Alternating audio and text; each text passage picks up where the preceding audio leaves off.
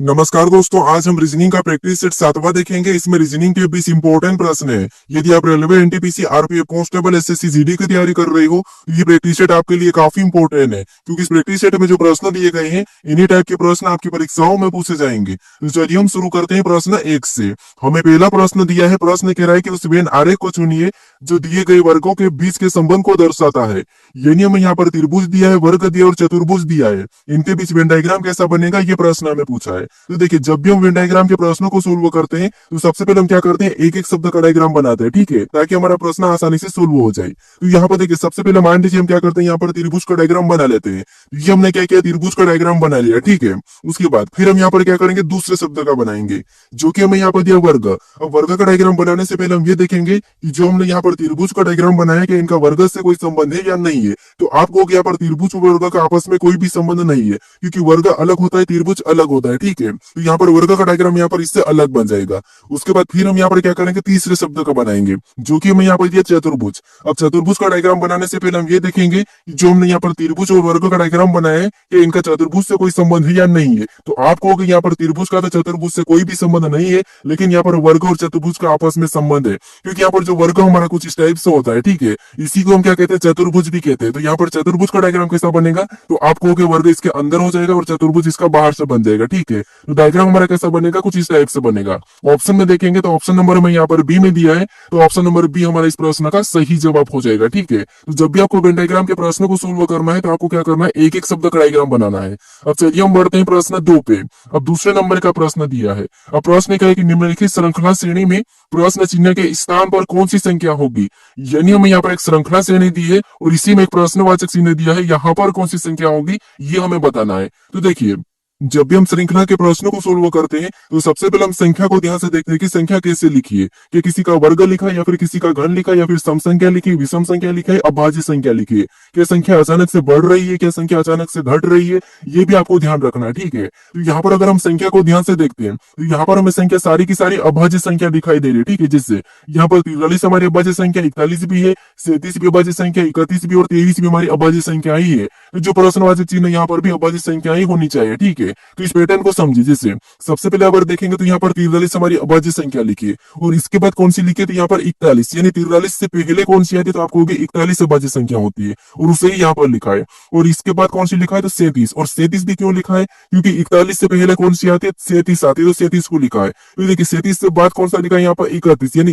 37 से पहले कौन सी आती है, तो वो 31 आती है। तो उसी तरीके से यहाँ पर संख्या बताना है तो हम ये बताएंगे कि 31 से पहले अभाज्य संख्या कौन सी आती है। तो आप कहोगे 31 से पहले तो 29 आता है, कौन सा 29, तो यहाँ पर क्या हो जाएगा, 29 हो जाएगा। और 29 से पहले कौन सा आता है, तो वो 23 आता है और 23 यहाँ पर है, ठीक है। तो जो प्रश्नवाचक चिन्ह है यहाँ पर कौन सी संख्या हो जाएगी, 29। ऑप्शन में देखेंगे तो ऑप्शन नंबर हमें यहाँ पर बी में दिया है, तो ऑप्शन नंबर बी हमारा इस प्रश्न का सही जवाब हो जाएगा, ठीक है। और चलिए हम बढ़ते हैं प्रश्न 3 पे।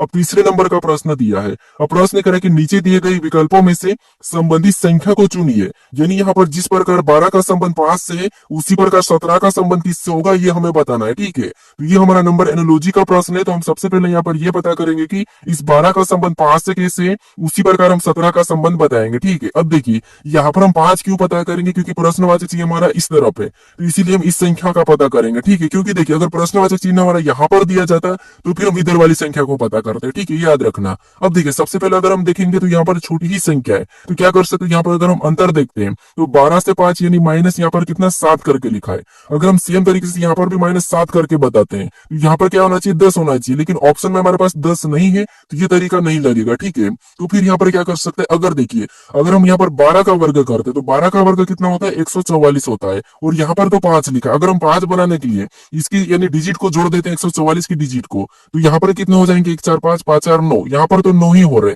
यानी यहाँ पर 5 लिखा है। फिर यहाँ पर क्या कर सकते हैं, ये भी तरीका काम नहीं कर रहा है। तो अगर हम यहाँ पर अलग अलग संख्या करते हैं यानी इनको जोड़ेंगे तब भी कितना होगा, 3 होगा, और यहाँ पर तो 5 लिखा है। अगर हम यहाँ पर क्या करते हैं, इनका गुणा करेंगे आपस में, फिर भी यहाँ पर 2 ही होगा और यहाँ पर 5 लिखा, तो फिर क्या कर सकते हैं, आप लॉजिक को समझिए, ठीक है।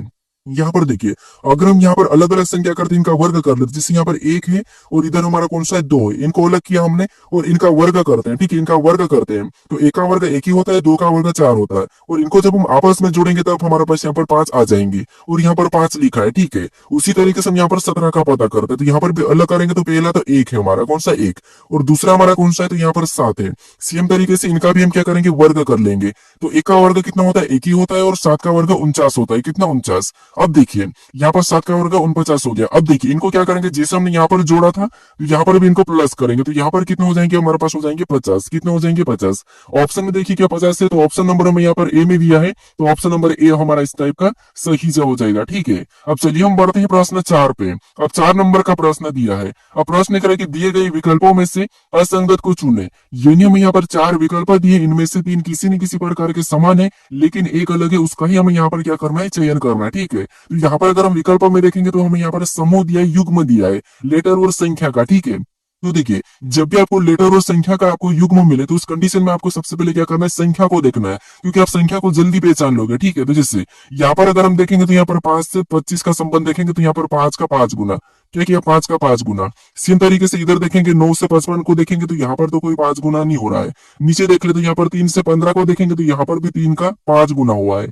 फिर देखिए यहाँ पर 7 से 35 को देखेंगे, तो यहाँ पर भी 7 का 5 गुना हुआ है। अब देखिए यहाँ पर आपको अलग दिखाई दे रहा होगा कि जो 9 से 55 है, यहाँ पर 5 गुना नहीं हुआ है, ठीक है। तो यही हमारा असंगत है, तो ऑप्शन नंबर बी ही हमारा यहाँ पर सही जवाब होगा। अगर आप यहाँ पर चेक भी करोगे, लेटर को देखेगे, तो भी आपका प्रश्न यही सही जवाब हो जाएगा, ठीक है। आपको यहाँ पर पूरा चेक करने की भी जरूरत नहीं है। अब चलिए हम बढ़ते हैं प्रश्न 5 पे। अब 5 नंबर का प्रश्न दिया है। अब प्रश्न करा कि दिए गए पैटर्न में प्रश्न चिन्ह के स्थान पर क्या आएगा, यानी इस पैटर्न में हमारे पास यहाँ पर एक प्रश्नवाचक चिन्ह दिया है, यहाँ पर कौन सा लेटर आएगा ये हमें बताना है। तो जब भी हम लुप्त संख्या या लुप्त पद वाले प्रश्न को सोल्व करते हैं, सबसे पहले हम क्या करते हैं कि प्रश्नवाचक चिन्ह कहाँ पर है ये देखते हैं। तो प्रश्नवाचक चिन्ह हमारा यहाँ पर बीच वाले में, ठीक, इस गोले में।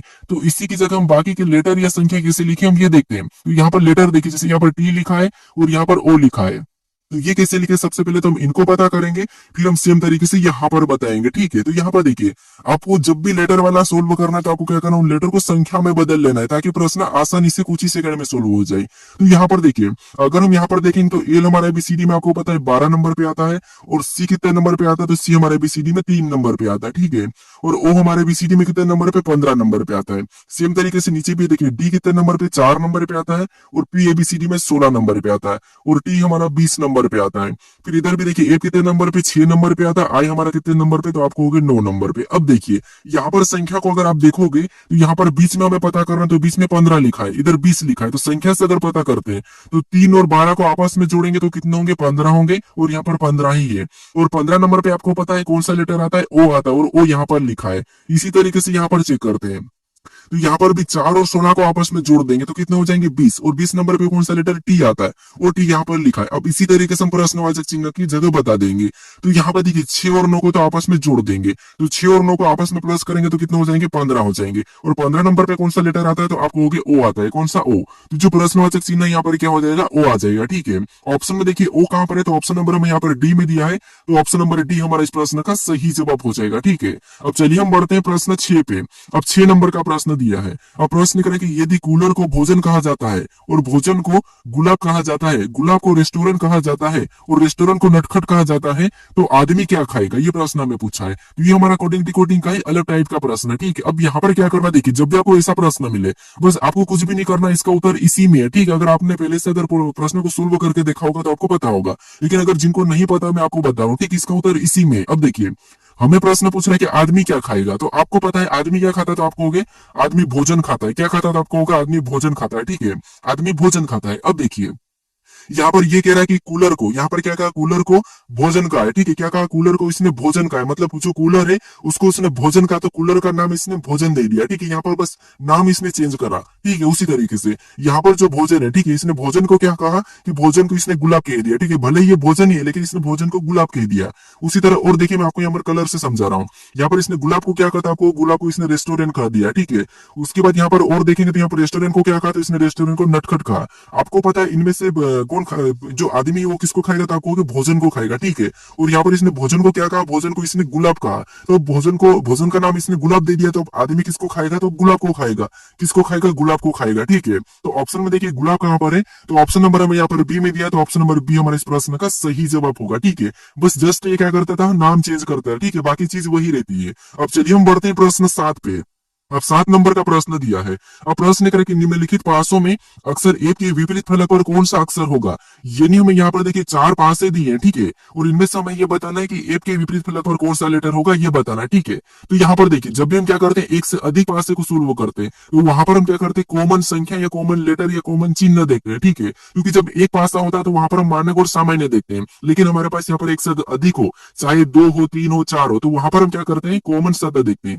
तो यहाँ पर देखिए कॉमन देखने का तरीका आपको पता होगा। सबसे पहले हम क्या करते हैं, पहले और दूसरे पासे में देखते हैं। अगर यहाँ पर कॉमन नहीं मिलता है तो हम दूसरे पासे को छोड़ देते हैं और पहले और तीसरे में देखते हैं। अगर तीसरे पासे में और पहले में कॉमन नहीं मिलता तो और इसे छोड़ते हैं, फिर हम यहाँ पहले और चौथे में देखते हैं, ठीक है। ये कॉमन देखने का तरीका है। जब तक आपको लास्ट तक नहीं चले जाते उसको, तब तक आपको पहले वाले को नहीं छोड़ना है। जब इसमें भी नहीं मिलता है तो फिर आपको क्या करना है, पूरी तरह से पहले वाले पासे को छोड़ देना है, फिर आपको इन दोनों में कॉमन देखना है, फिर इन दोनों में ऐसा देखना है, ठीक है। लेकिन हालांकि पहले ही कॉमन मिल जाता है। अब देखिए इन दोनों में क्या करते हैं, हम कॉमन देखते हैं। तो आपको पता है इनमें हमें कॉमन क्या दिखाई दे रहा है, तो यहाँ पर सी दोनों में कॉमन दिखाई दे रहा है और बी भी हमारे पास दोनों में कॉमन दिखाई दे रहा। अब जो सतह 2 कॉमन रहती है, डबल कॉमन रहता है, उस कंडीशन में जो बचे हुए लेटर या संख्या हो वो एक दूसरे के विपरीत हो जाते हैं। तो यहाँ पर डी का विपरीत ए और ए का विपरीत डी।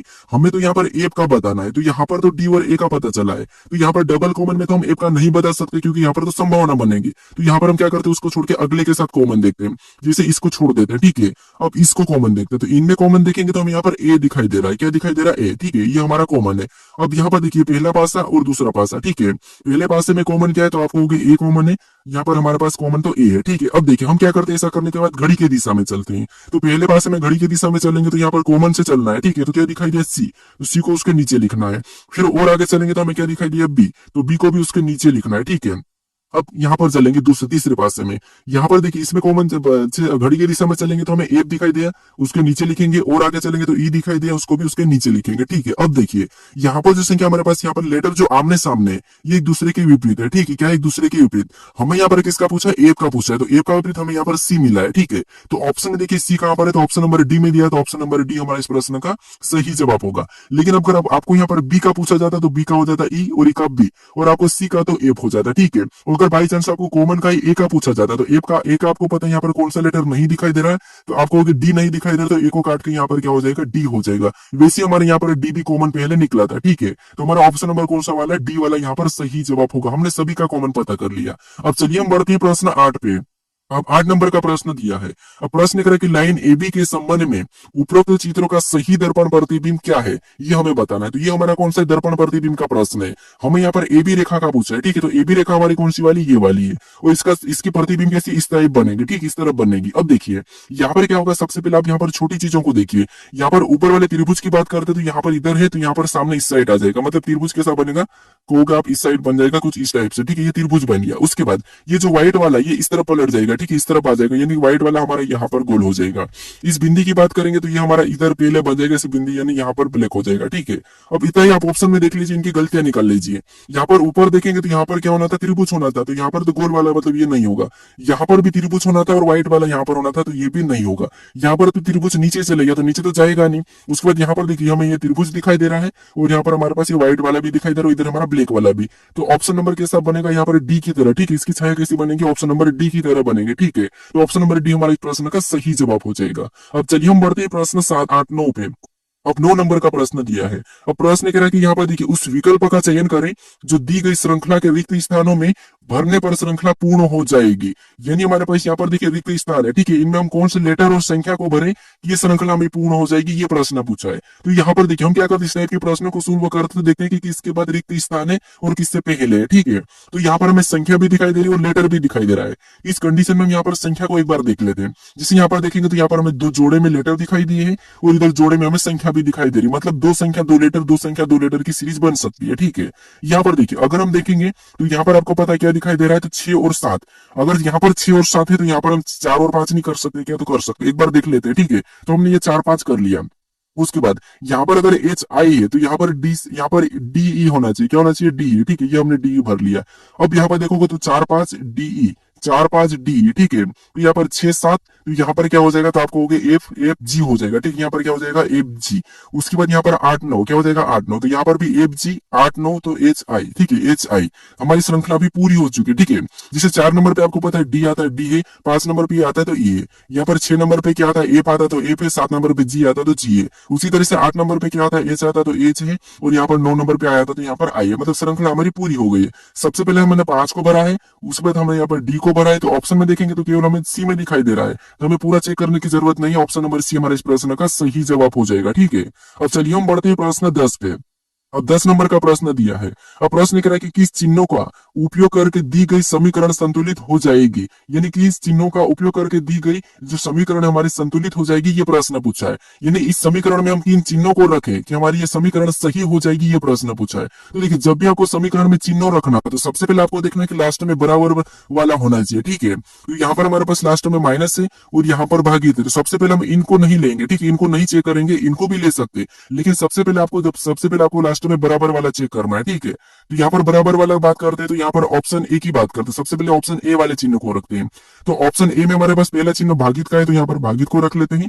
उसके बाद दूसरा हमारा प्लस का है तो प्लस का रखते हैं। तीसरा बराबर, तो बराबर में 24 मिलना चाहिए। तो यहाँ पर भाग देंगे तो आपको पता है 3 में 12 का भाग देंगे तो कितनी बार में, 4 बार में जाएगा। ऊपर से प्लस हमारा क्या हो जाएगा, 12 उतर जाएगा।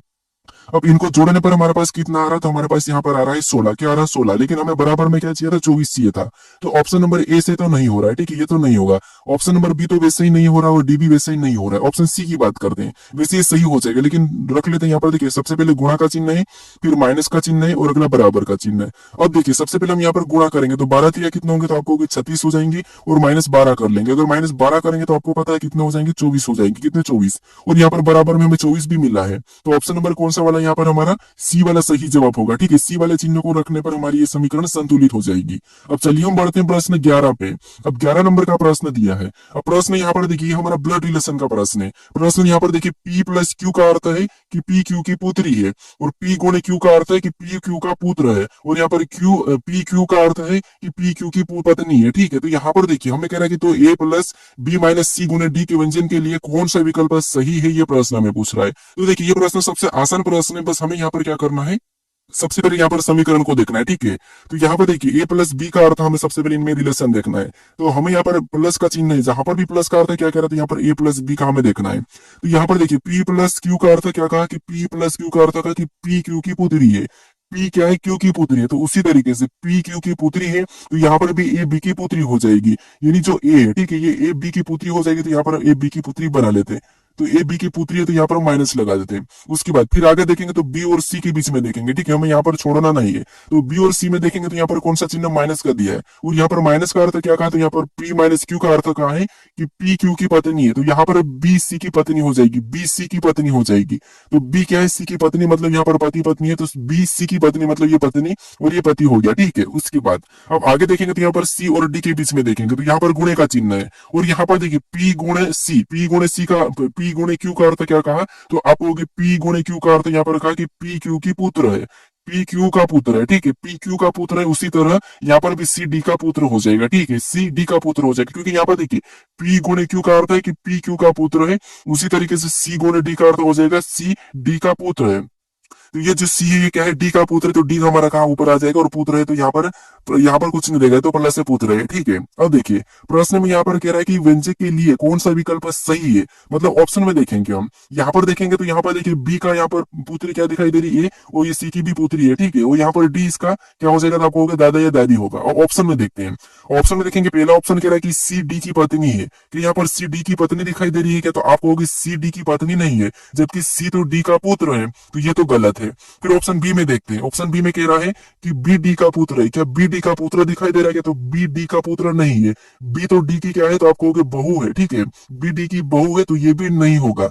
फिर यहाँ पर देखिए, ऑप्शन सी में देखेंगे तो बी डी की पुत्री है, कि यहाँ पर बी डी की पुत्री दिखाई दे रही है, तो आप कहोगे नहीं, बी डी की पुत्री नहीं है तो बहू है, तो मतलब ये भी नहीं होगा, ठीक है। ऑप्शन डी की बात करते हैं, तो यहाँ पर ए डी के पुत्र की पुत्री है। ए क्या है, तो ए डी के पुत्र की पुत्री है। तो आपको यहाँ पर दिखाई दे रहा है जो ए है ये डी के पुत्र की पुत्री है, तो ये बात सही कि ए डी के पुत्र की पुत्री है। तो यहाँ पर ऑप्शन नंबर हमारा कौन सा वाला, तो डी वाला सही जवाब हो जाएगा, ठीक है। कौन सा, ऑप्शन नंबर डी। अब चलिए हम बढ़ते हैं प्रश्न 12 पे। अब 12 नंबर का प्रश्न दिया है। अब प्रश्न यहाँ पर देखिए हमें कथन दिया है और यहाँ पर हमें निष्कर्ष दिया है, ठीक है।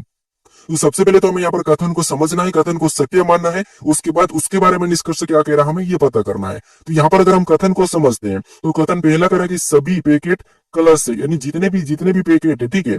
यहाँ पर देखिए जितने भी यहाँ पर पैकेट है वो सभी के सभी क्या है, तो कलश है, ठीक है। क्या है, कलश से। तो यहाँ पर हम कलश के अंदर बना लेंगे, ठीक है। तो जितने भी पैकेट सभी के सभी कलश है तो यहाँ पर ये कलश के अंदर हो जाएंगे। उसके बाद कलश का मैं प्रतीक के ले लेता हूँ, ठीक है, समझने लिखिए। उसके बाद और आगे देखते हैं तो आगे यहाँ पर क्या कह रहा है कि कोई कलश ट्रक नहीं है, यानी यहाँ पर कह रहा है कि कोई भी कलश ट्रक नहीं है। तो यहाँ पर जो कलश है ये ट्रक नहीं है, तो यहाँ पर ट्रक अलग बन जाएगा, ठीक है। तो ये हमने यहाँ पर ट्रक अलग बना लिया। उसके बाद और देखेंगे, ठीक है, कोई भी कलश ट्रक नहीं, तो ये यहाँ पर दिखाई दे रहा है कि कोई भी कलश ट्रक नहीं है। उसके बाद और देखेंगे तो यहाँ पर हमारा तीसरा क्या कह रहा है कि सभी ट्रक ड्रम है, जितने भी ट्रक है सभी के सभी क्या है, ड्रम है। तो यहाँ पर जो ट्रक है सभी के सभी ड्रम है, इसका मतलब यहाँ पर ड्रम के अंदर हो जाएंगे, ठीक है। क्या हो जाएंगे, ड्रम के अंदर। अब देखिए यहाँ पर हमने ऐसा डायग्राम बना लिया, ठीक है, कथन को समझ लिया कि यहाँ पर क्या कहा था। अब देखिए उसके बारे में निष्कर्ष क्या करा ये देखते हैं। तो यहाँ पर पहला निष्कर्ष करा कि कुछ पैकेट ड्रम है, कि यहाँ पर आपको कुछ पैकेट ड्रम दिखाई दे देंगे तो आपको ड्रम यहाँ पर है और पैकेट यहाँ पर है, ठीक है। पैकेट यहाँ का, पैकेट और ड्रम का कोई संबंध है क्या, तो आपको नहीं संबंध है, ठीक है, संबंध नहीं है। तो इसका मतलब ये तो हमें गलत कह रहा है कि कुछ पैकेट ड्रम है, तो ये तो गलत है क्योंकि यहाँ पर तो कोई भी पैकेट ड्रम नहीं है, ठीक है। उसके बाद दूसरे को देखेंगे तो दूसरा कह रहा है कि कुछ ड्रम कलश है, तो क्या आपको यहाँ पर कुछ ड्रम कलश दिखाई दे रहा है, तो यहाँ पर कलश और ड्रम का यहाँ पर देखिए कोई भी संबंध नहीं है। तो यहाँ पर ये भी हमें गलत कह रहा है, ठीक है, कलश और ड्रम का भी आपस में कोई भी संबंध नहीं है। फिर यहाँ पर कह रहा है कि सभी ड्रम ट्रक है, क्या आपको यहाँ पर सभी के सभी ड्रम ट्रक दिखाई दे रहे क्या, तो नहीं, सभी ट्रक ड्रम है लेकिन सभी ड्रम ट्रक नहीं है, ठीक है। यहाँ पर देखिए सभी के जितने भी यहाँ पर जो ट्रक है वो सभी के सभी क्या है, ड्रम है, लेकिन सभी के सभी ड्रम ट्रक नहीं है, ठीक है। तो यहाँ पर तो कह रहा है कि सभी ड्रम ट्रक है, तो ये तो गलत है। तो ये भी हमें गलत ही करा, यानी कि तीनों निष्कर्ष हमें गलत करा है, ठीक है। यानी तीनों निष्कर्ष हमारे पालन नहीं कर रहे, तो ऑप्शन में देखेंगे तो कोई भी निष्कर्ष पालन नहीं कर रहा है। ऑप्शन नंबर डी हमारा यहाँ पर क्या हो जाएगा, सही जवाब हो जाएगा, ठीक है। अब चलिए हम बढ़ते हैं प्रश्न 13 पे। अब 13 नंबर का प्रश्न दिया है। अब प्रश्न कह रहा है कि एक निश्चित कोड भाषा में अवॉइड को यहाँ पर 85,395 और मल्टी को, ठीक है, मल्टी को 56,679 लिखा जाता है। उसी कोड में यहाँ पर इवेंट को किस प्रकार लिखा जाएगा ये प्रश्न हमें पूछा है, ठीक है। तो देखिए ये हमारा कोडिंग डिकोडिंग का प्रश्न है। अब कोडिंग डिकोडिंग के प्रश्न में क्या करते हैं कि लेटर की जब भी संख्या दी जाती है, ठीक है, लेटर से संख्या दी जाती है तो उस कंडीशन में क्या करते हैं, उन लेटर को हम संख्याओं में बदल देते हैं, ठीक है। तो यहाँ पर देखिए सबसे पहले अगर हम देखेंगे तो ए हमारा कितने नंबर पे आता है, आपको होगी 1 नंबर पे आता है, लेकिन यहाँ पर 8 लिखा, मतलब इससे तो काम चलेगा नहीं। तो फिर हम यहाँ पर रिवर्स मेथड यूज करते हैं, जिससे अगर हम पीछे से देखते हैं तो यहाँ पर पीछे से देखेंगे तो यहाँ पर देखिए डी तो आपको पता है 4 नंबर पे आता है, लेकिन यहाँ पर 8 लिखा है, तो ये भी काम नहीं चलेगा। तो फिर यहाँ पर क्या कर सकते हैं, देखिए अगर हम ए का विपरीत लेटर देखते हैं तो ए का विपरीत लेटर क्या है, जेड है, ठीक है। और जेड कितने नंबर पे आता है, तो आपको होगी 26 नंबर पे आता है, और यहाँ पर क्या लिखा है 8। अगर इन लेटर को आपस में जोड़ देंगे तो कितने हो जाएंगे, 8 हो जाएंगे, और 8 यहाँ पर है। इसी तरीके से पूरा चेक करते हैं। जैसे वी का विपरीत लेटर क्या है, तो आपको ई है, ठीक है, क्या है, ई है, क्या है, ई, और ये कितने नंबर पे आता है, तो ये 5 नंबर पे आता है, और यहाँ पर 5 लिखा, मतलब इसको ऐसा ही लिख दिया, ठीक है, सेम जो दो संख्या उसको आपस में जोड़ दिया। उसके बाद ओ की बात करते तो ओ का विपरीत लेटर क्या है, एल है, क्या है, एल, और एल कितने नंबर पे, तो 12 नंबर पे आता है, और 12 को भी हम आपस में जोड़ देंगे, हम क्या करेंगे, सिंगल में बनाएंगे, तो यहाँ पर कितना हो जाएंगे, 3, और 3 भी यहाँ पर दिया है। सेम तरीके से आई का विपरीत देखेंगे तो आई का विपरीत आर है, ठीक है, क्या है, आर, और आर कितने नंबर पे, तो 18 नंबर पे। इसको भी सिंगल डिजिट बनाएंगे तो 1 और 8 कितने होंगे, 9, और यहाँ पर 9 आ जाएगा, और 9 भी यहाँ पर लिखा है। सेम तरीके से डी का विपरीत क्या है, तो आपको होगी डब्ल्यू, और डब्ल्यू कितने नंबर पे आता है, 23 नंबर पे आता है, और 23 को भी सिंगल डिजिट में बदलेंगे तो 2 और 3 5 हो जाएंगे, और यही 85,395 हमें यहाँ पर दिखाई दे रहा है, ठीक है। इसी लॉजिक से मल्टीपल का भी पता कर लेते। तो आपको पता है एम कितने नंबर पे आता है, यानी कि एम का विपरीत क्या हो जाएगा, तो आपको एम का तो एन हो जाएगा, क्या हो जाएगा, एन। एन हमारा 14 नंबर पे आता है, इसको सिंगल में लिखेंगे तो यहाँ पर 5 हो जाएगा, और यहाँ पर 5 है, ठीक है। यू का विपरीत क्या है, तो आपको यू का विपरीत हमारा एफ है, ठीक है, क्या है, एफ। एफ हमारा 6 नंबर पे आता है, और 6 को 6 ही लिखेंगे तो यहाँ पर 56 दिखाई दे रहा, मतलब यही लॉजिक है, ठीक है। तो ये इवेंट में पता कर लेते, ठीक है। तो ई का विपरीत क्या है, तो ई का विपरीत हमारा क्या है, वी है, ठीक है, वी, और वी कितने नंबर पे, 22 नंबर पे आता है, और 22 की सिंगल डिजिट बनाएंगे तो यहाँ पर 4 हो जाएगा, ठीक है। ऑप्शन में भी हमें 4 यहाँ पर दिया है। फिर यहाँ पर देखिए वी का क्या है, ई है, ठीक है, वी का क्या है, ई है, ठीक है, और ई कितने नंबर पे आता है, तो ये 5 नंबर पे आता है, तो 5 का तो 5 ही हो जाएगा। फिर यहाँ पर ई वापस से ई का क्या है, तो आपको होगी वी है, और वी का कितने नंबर पे, 22 नंबर पे आता है। इनको भी सिंगल में बदलेंगे तो यहाँ पर वापस से 4 हो जाएगा, यानी 454। ऑप्शन में देखते हैं तो ए में नहीं है, बी में नहीं है, सी में नहीं है, तो ऑप्शन डी इस प्रश्न का सही जवाब हो जाएगा। लेकिन हम पूरा चेक कर लेते हैं। एन का विपरीत क्या है तो आप कहोगे एम है, और एम कितने नंबर पे 13 नंबर पे आता है, इसको भी आपस में जोड़ेंगे तो 4, ठीक है। और टी का विपरीत क्या है जी है, और जी कितने नंबर पे 7 नंबर पे आता है, 7 का तो 7 ही होगा। तो 54 देखिए यहाँ पर, देखिए हमारे पास यहाँ पर ऑप्शन में देखेंगे तो हमारे पास 45 447 ऑप्शन डी में मैच हुआ है, ठीक है। तो ऑप्शन नंबर डी हमारा इस प्रश्न का सही जवाब हो जाएगा। अब चलिए हम बढ़ते हैं प्रश्न 14 पे। और 14 नंबर का प्रश्न दिया है। अब प्रश्न करें कि 5 दोस्तों आई जे के एल और एम एक पंक्ति में उत्तर की ओर मुख करके बैठे हैं। यहाँ पर एल और एम के बीच में आई बैठा है, के बाएं सिरे दूसरे स्थान पर बैठा है। तो यहाँ पर देखिए हमें इसे क्या करना है यहाँ पर, और वह एम के ठीक बगल में नहीं है, तो जे कहाँ बैठा है ये प्रश्न हमें पूछ रहा है, ठीक है।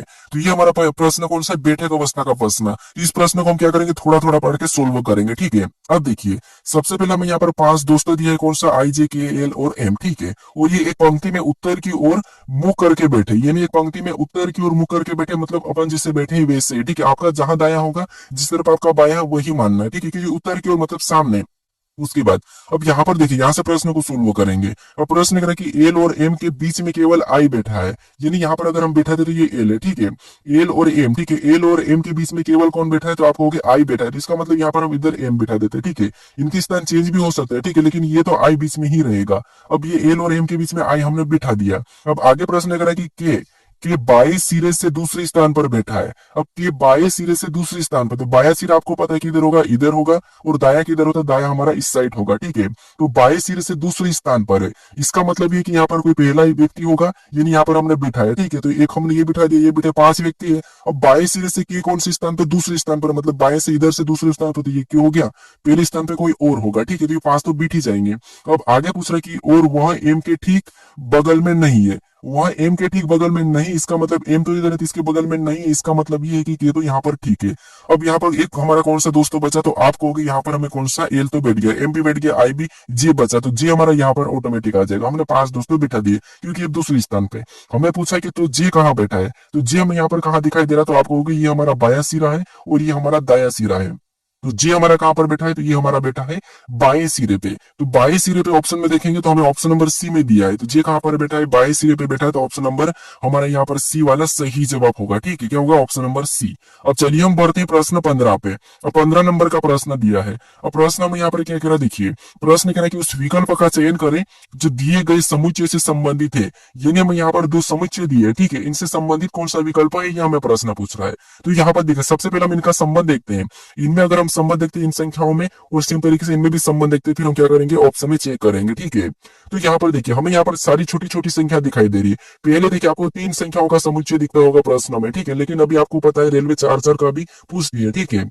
तो यहाँ पर देखिए, जिसे अगर हम देखते हैं यहाँ पर संख्या को, तो यहाँ पर हमें थोड़ी घटती घटती दिखाई दे रही है। तो यहाँ पर क्या कर सकते हैं, देखिए अगर हम यहाँ पर 9 से यहाँ पर 7 का देखते हैं, 9 में से 7 को घटाएंगे तो आपको पता है 2 बचेंगे। यहाँ पर क्या बचेगा, इसको घटाएंगे तो 2, और यहाँ पर देखिए 2 लिखा है। और 7 में से अगर हम 2 को घटाएंगे, ठीक है, यहाँ पर भी 7 में से 2 को घटाएंगे तो 5 बचेंगे, और यहाँ पर 5 भी लिखा है। सेम तरीके से यहाँ पर माइनस चल रहा है, ठीक है। उसी तरीके से यहाँ पर भी 13 में से अगर हम 9 को घटाते हैं, तो आपको पता है 13 में से 9 जाएगा तो कितना बचेगा, तो आप कहोगे 13 में से 9 मतलब 4, और 4 यहाँ पर लिखा है। और 9 में से 4 को घटाएंगे तो यहाँ पर कितना बचेगा, 5, और यहाँ पर लास्ट वाली 5 भी है। अब इसी तरीके से हम ऑप्शन में चेक करते हैं, हमें यहाँ पर संबंधित है ये पूछा है, तो ठीक है। अगर नहीं है पूछता तो जो नहीं होगा उसको देखते हैं। अब देखिए यहाँ पर ऑप्शन में देखेंगे तो यहाँ पर 15 में से अगर हम क्या करेंगे, 8 को घटाएंगे, 15 में से 8 को घटाएंगे तो यहाँ पर क्या आना था, 7 आना था, ठीक है। लेकिन यहाँ पर 9 है, मतलब ऑप्शन है तो नहीं होगा। ऑप्शन बी की बात करते हैं, तो 15 में से 8 को घटाएंगे तो क्या होगा, 7, ठीक है, क्या होगा 7, और यहाँ पर 7 है। अब देखिए 8 में से 7 को घटाएंगे तो क्या बचेगा, 1, और 1 भी यहाँ पर है, ठीक है, 1 भी यहाँ पर है। मतलब इसके जैसा हमें कहां पर दिखाई दे रहा है, तो ऑप्शन नंबर बी में दिखाई दे रहा है। तो ऑप्शन नंबर बी हमारा इस प्रश्न का सही जवाब हो जाएगा। अगर हम ऑप्शन और भी चेक करते हैं, तो जैसे 13 में से 7 को घटाएंगे तो आपको बताया कितना बचेगा, 6, ठीक है, कितना बचेगा, 6 यहाँ पर है। और 7 में से 6 को घटाएंगे तो यहाँ पर 1 आना था, तो ये हमारा गलत है। उसके बाद 5 में से देखिए 10 में से 5 को घटाएंगे तो आपको पता है 5 बचेगा, और यहाँ पर 5 है। और 5 में से अगर हम 5 को घटाते तो 0 आना चाहिए, लेकिन यहाँ पर तो 5 है, तो ये भी नहीं होगा। तो ऑप्शन नंबर हमारा कौन सा वाला सही है, ऑप्शन नंबर बी, ठीक है। ऑप्शन नंबर बी हमारे इस प्रश्न का सही जवाब होगा। अब 17 नंबर का प्रश्न दिया है। अब प्रश्न कह रहा है कि ऐसे कितने बेलर है जो केवल जग है, यानी यहाँ पर देखिए हमें बस आकृति दी है, इसमें हमारे पास अलग अलग दिया है, बैरल दिया है, बोतल दिया है, गिलास दिया है, जग दिया है। तो यहाँ पर कह रहा है कि ऐसे कितने बैरल है जो केवल जग है, ठीक है। तो यहाँ पर देखिए सबसे पहले हमें यहाँ पर देखिए, अगर त्रिभुज में देखेंगे तो यहाँ पर जितनी भी संख्या वो सभी की सभी अपने अपने क्या है, बेलर है। और हमें तो यहाँ पर केवल जग है, देखना तो यहाँ पर जितनी भी संख्या वो सभी की सभी क्या है, तो अपने आप में ये जग है। हमें यहाँ पर उस संख्या को देखना है कि जो कितने बेलर है, जो केवल जग है। तो यहाँ पर देखिए ये तो केवल बेलर है तो इसको लेंगे नहीं। अगर हम यहाँ पर 5 की बात करें तो 5 हमारे बोतल के अंदर है, बोतल का नाम नहीं लिया तो इसको भी नहीं लेंगे, क्योंकि केवल हमें जग का बताना है। तो ये 4 इतना हमारे पास 4 जो बेलर है वो केवल की केवल क्या है, जग है। ठीक है, 4 हमारे जो बेलर है वो केवल की केवल जग है। तो ऑप्शन नंबर बी हमारे इस प्रश्न का सही जवाब हो जाएगा। ठीक है, अब चलिए हम बढ़ते हैं प्रश्न 18 पे। अब 18 नंबर का प्रश्न दिया है। तो प्रश्न कह रहा है कि यहाँ पर देखिए दी गई आकृति में कितनी तिर्यक रेखाएं का उपयोग किया गया है, यानी इस आकृति में कितनी तिर्यक रेखाएं का उपयोग किया गया है, ये प्रश्न हमें पूछा है। तो यहाँ पर देखिए आपको यहाँ पर कोई त्रिभुज नहीं बताना, कुछ भी नहीं बताना, हमें यहाँ पर तिर्यक रेखा कितनी है ये बताना है। तो आपको पता होना चाहिए कि तिर्यक रेखा कौन सी होती है। तो अगर आप इस वाली रेखा की बात करोगे, ये वाली, ठीक है, ये कौन सी रेखा हो जाएगी, ये क्षैतिज रेखा होगी। अगर आप यहाँ पर खड़ी वाली रेखा की बात करोगे, ठीक है, बिल्कुल सीधी, तो ये हमारी ऊर्ध्वाधर रेखा हो जाएगी। और यहाँ पर अगर आप इस आड़ी वाली की बात करोगे, ठीक है, इस ऐसी आड़ी वाली, अगर आप इस आड़ी वाली रेखा की बात करोगे तो ये वाली हमारी तिर्यक रेखा होगी। तो इसी की हमें क्या करना है, गिनना है। ठीक है, इसी का पता करना है। तो यहाँ पर देखिए सबसे पहले देखेंगे तो हमें तो ये आड़ी यहाँ से दिखाई दे रही है, ठीक है, एक हमारी यहां से दिखाई दे रही, तो एक हमारी ये हो जाएगी, ये हमारी दूसरी हो जाएगी, ये हमारी तीसरी हो जाएगी। ठीक है, 3 तो हमारी इधर से मिली है, तो ये 3 हो गया। फिर और देखेंगे हम उधर से, इधर से देखेंगे तो हमें आड़ी कौन कौन सी दिखाई दे रही, तो आपको होगी एक तो हमें यहाँ पर ये दिखाई दे रही है एक, और यहाँ पर हमें ये दूसरी दिखाई दे रही। तो यहाँ पर क्या करेंगे, 2 ही है, इनको आपस में जोड़ देंगे तो कितने हो जाएंगे, 5। कितने हो जाएंगे, 5। ठीक है, तो इस आकृति में कितनी तिर्यक रेखा है, तो 5 है। ठीक है, ऑप्शन में देखेंगे तो ऑप्शन नंबर बी में दिया है, तो ऑप्शन नंबर बी हमारे इस प्रश्न का सही जवाब हो जाएगा। अब चलिए हम बढ़ते हैं प्रश्न 19 पे। अब 19 नंबर का प्रश्न दिया है। तो प्रश्न यहाँ पर कह रहा है कि दी गई संख्याओं में यदि सबसे बड़ी संख्या के तीसरे अंकों को सबसे छोटी संख्या के दूसरे अंकों में जोड़ दिया जाए तो प्राप्त परिणाम क्या होगा, ये प्रश्न हमें पूछ रहा है। तो यहाँ पर हमें संख्या दी है, जैसे यहाँ पर बाएं से और यहाँ पर दाएं से। ठीक है, यहाँ पर जो हमें संख्या दी है इनमें हमें ये कह रहा है कि इनमें सबसे बड़ी संख्या के दूसरे अंक और छोटी संख्या की इनके क्या करना है, इनकी संख्या को जोड़ लेना है। तो यहाँ पर प्रश्न को पढ़िए, उसके बाद देखिए कि यहाँ पर कि दी गई संख्याओं में यदि सबसे बड़ी संख्या के, तो यहाँ पर सबसे बड़ी संख्या की बात करते तो आपको पता है कौन सी, तो 563 है, ये सबसे बड़ी संख्या है। ठीक है, और यहाँ पर कह रहा है कि सबसे बड़ी संख्या के तीसरे अंक को, यानी तीसरे अंक को सबसे छोटी संख्या के दूसरे अंकों में जोड़ दिया जाए। यानी यहाँ पर कह रहा है कि तीसरे अंक, तो यहाँ पर तीसरा अंक आपको पता है कौन सा है, तो आपको कि तीसरा अंक हमारा यहाँ पर 3, ये पहला दूसरा तीसरा, तो तीसरा हमारा 3 है, तो हम 3 को ले लेते हैं। उसके बाद सबसे छोटी संख्या के दूसरे अंक में जोड़ दिया जाए, तो यहाँ पर सबसे छोटी संख्या कौन सी है, तो आपको हम यहाँ पर सबसे छोटी संख्या हमारे पास 215 है। ठीक है, क्या है, 215। तो इसमें ये कह रहा है कि यहाँ पर दूसरे, ठीक है, तो यहाँ पर देखिए सबसे छोटी संख्या के दूसरे अंक में जोड़ दिया जाए, यानी सबसे छोटी संख्या की दूसरा अंक कौन सा थी, पहला, ये दूसरा, ये तीसरा, दूसरा कौन सा, 1 है, तो यहाँ पर क्या करेंगे, एक में जोड़ दिया जाए तो परिणाम क्या होगा, तो इनको क्या करेंगे, आपस में जोड़ देंगे, तो यहाँ पर क्या होगा, 4, तो परिणाम क्या होगा, 4 होगा। ठीक है, ऑप्शन में देखेंगे तो ऑप्शन नंबर सी में दिया है, तो ऑप्शन नंबर सी हमारे इस प्रश्न का सही जवाब हो जाएगा। ठीक है, अब चलिए हम बढ़ते प्रश्न 20 पे। अब 20 नंबर का प्रश्न दिया है। अब प्रश्न कह रहा है कि नीचे दिए गए विकल्पों में से संबंधित शब्द को चुनिए, यानी यहाँ पर जिस प्रकार एशिया का संबंध चीन से, तो उसी प्रकार यूरोप का संबंध किससे होगा, ये हमें बताना है। ठीक है, तो ये हमारा एनालॉजी का प्रश्न है। तो यहाँ पर देखिए सबसे पहले हम पता करेंगे कि यहाँ पर एशिया और चीन का संबंध क्या है, उसी प्रकार यूरोप का संबंध बताएंगे। ठीक है, तो यहाँ पर देखिए आपको पता है जो एशिया क्या था, आपको एक महाद्वीप है, और महाद्वीप की यहाँ पर चीन है। तो यहाँ पर देखिए महाद्वीप का संबंध किससे, देश से, चीन एक देश हमारा, यानी जो एशिया है, एशिया महाद्वीप के अंदर कौन सा देश आता है, चीन आता है, और चीन यहाँ पर दिया है। उसी तरीके से यूरोप भी क्या है, महाद्वीप है, और इसके अंदर कौन सा देश आता है ये हमें बताना है। ठीक है, तो यहाँ पर देखिए ऑप्शन में देखेंगे तो जापान तो आपको पता है एशिया में ही आता है, एशिया महाद्वीप के अंदर, तो ये नहीं होगा। उसके बाद यहाँ पर भूटान भी हमारा एशिया महाद्वीप के अंदर आता है, तो ये भी नहीं होगा। अब हमारा यहाँ पर बचा है डेनमार्क और न्यूजीलैंड, तो यहाँ पर आपको पता होना चाहिए। ठीक है, तो जो यहाँ पर यूरोप महाद्वीप के अंदर कौन सा आता है, डेनमार्क आता है। ठीक है, तो ऑप्शन नंबर हमारा कौन सा वाला यहाँ पर बी वाला सही जवाब हो जाएगा। ठीक है, अगर हम न्यूजीलैंड की बात करते हैं तो ये कहाँ पर आता है, तो आपको ये ऑस्ट्रेलिया में आता है। ठीक है, ऑस्ट्रेलिया के अंदर आता है, ऑस्ट्रेलिया महाद्वीप के अंदर आता है न्यूजीलैंड। ठीक है, और यूरोप के अंदर डेनमार्क, इससे मेन देश आपको पूछेगा। अब चलिए हम बढ़ते प्रश्न 21 पे। अब 21 नंबर का प्रश्न दिया है। देखिए प्रश्न क्या है कि नीचे दिए गए विकल्पों में से संबंधित शब्द संख्या को चुनिए, यानी संबंधित शब्द संख्या को चुनिए। तो यहाँ पर देखिए जिस प्रकार क्रिकेट और 11 का संबंध है, उसी प्रकार कबड्डी का संबंध किससे होगा, ये हमें बताना है। तो यहाँ पर देखिए आपको सबसे पहले पता करना है कि क्रिकेट का संबंध 11 से किससे है, उसी प्रकार कबड्डी का संबंध किससे होगा, ये फिर आपको बताना है। तो इसका सही जवाब क्या है, ये मुझे आप कमेंट करके बताए। ठीक है, अगर आप इस चैनल को अभी तक सब्सक्राइब नहीं करे तो इस चैनल को सब्सक्राइब जरूर कर दीजिएगा। अगर इस वीडियो को अभी तक आप शेयर नहीं करे तो शेयर भी जरूर कर दीजिएगा। अगर आप इससे पहले वाले वीडियो को नहीं देखो तो यहाँ पर क्लिक करके उस वीडियो को भी जरूर देख लीजिएगा। ठीक है, तो चलिए हम मिलते हैं नेक्स्ट वीडियो में।